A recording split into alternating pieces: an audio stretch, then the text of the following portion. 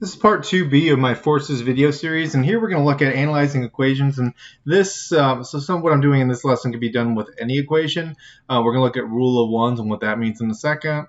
And after this series right here, we should be able to answer a question like this.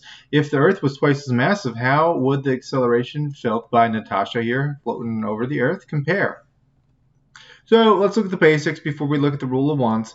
If we're going to analyze a question, or if we're asked something like this, how's the acceleration related to force, we find an equation that it's related to. And the first step is we want to rearrange it for that thing that we're trying to find, and we're trying to determine how acceleration is related to force.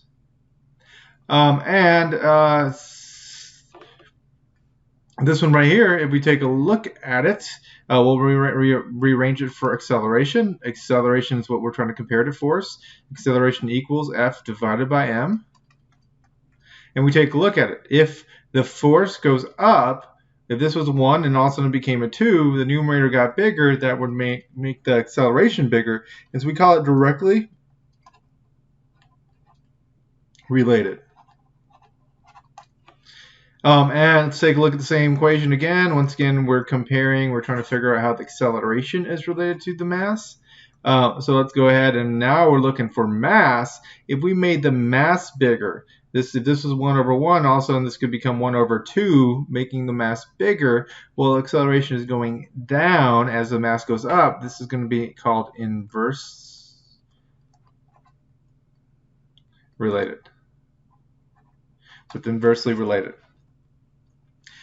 Okay, so the rule of ones and how this works and why this is actually the case. The reason why it's called the rule of ones is because 1 times whatever number, let's say 1 times 5 is equal to 5, 1 times 10 is equal to 10, and 1 times, there's my time symbol, the unknown is equal to the unknown, or whatever it was before. I don't need to actually really know what this is. I just know that it would be the same as what it was before if I multiplied it by once. And so that's how this thing works.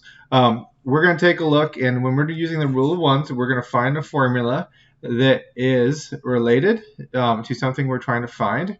We're going to rearrange it for the variable we're trying to analyze, and we're going to set up the ratio comparing the variable in the questions, so comparing the variable in the question's equivalent. So we're going to be taking we're going to pretty much be figuring out, for example, we were trying to analyze how the force changes when something happens to mass or acceleration. Well, mass and acceleration is equivalent of force, so we would have the mass times acceleration of the new scenario over the mass of the times acceleration of the old scenario. In this case, it would be a bunch of ones. Let's go ahead and take a look at an example.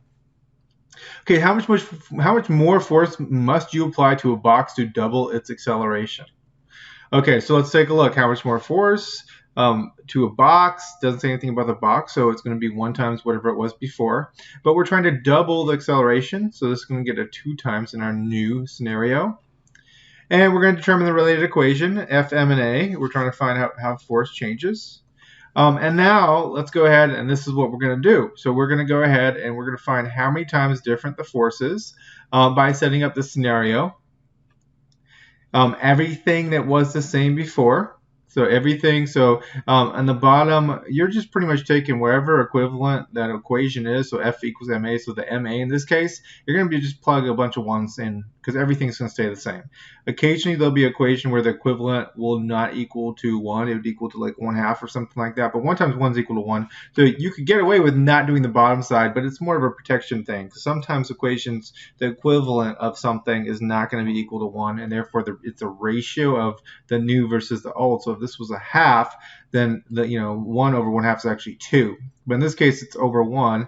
So let's just take a look a little closer. If you double, how much more force? Once again, if you double its acceleration, they say nothing about the box. So the box's mass is going to be the same. We're doubling the acceleration. Once again, I don't know what it was before, but it's 2 times what it was before. And we're comparing it to if everything was the same. So same times the mass, 1 times the mass, same times acceleration, 1 times acceleration, and we get a 2. And what does this 2 mean? It means it's 2 times the original force. I don't know what the original force was, but I know that this new force must be 2 times the original force by doing, once again, the rule of ones.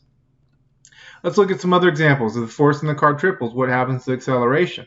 So here's our information that we have. Nothing about the car, so it's still the same car. We determine the equation, but in this case, we're trying to find out what happens to the acceleration. So we have to rearrange this equation for A. And so we divide by, we're trying to rearrange it for A, so we're going to divide by M. We're dividing the M out. A equals F over M. So that's what happens when you divide out the M. A equals F over M. And that's what we're going to take a look at. And so here we have the force on the car triples. So the new scenario, the force triples. It doesn't say anything about the car, so I'm assuming it's the same car. And that's going to be compared to if everything was the same before. So 3 over 1 over 1 equals 3. And so therefore, the new force, or the new acceleration is going to be 3 times the original, and that should say acceleration.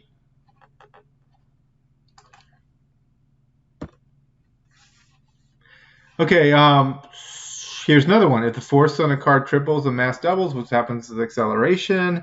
Take a look at that. So the new scenario, the force triples, the mass doubles, and all being the same underneath, 3 over 2 over 1 over 1. So this is the ratio of the new versus if everything was the same. We get 1.5 times. So 1.5 times the original, and I'll fix this, acceleration. Now, if we had an extension problem, it might look like something like this. Here, we have, if the original force was 2 meters per second squared, and then the force on the car tripled, so force tripled, and the mass doubled, what is the new acceleration? So this, all of a sudden you see a number here and you think, maybe I have to do some work, but we still see words like doubles and triples. It's probably going to start off with the law of ones. In this case, it's what we did in the previous problem. 3 over 2 over 1 over 1, and we get 1.5 times. We get this multiplier, 1.5 times.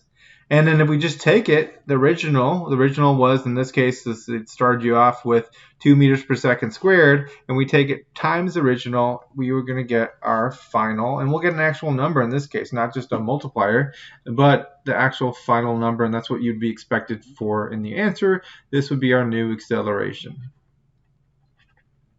So hopefully this helped, just to go over law once, and I'll probably work some formulas on a worksheet to kind of help you out from here.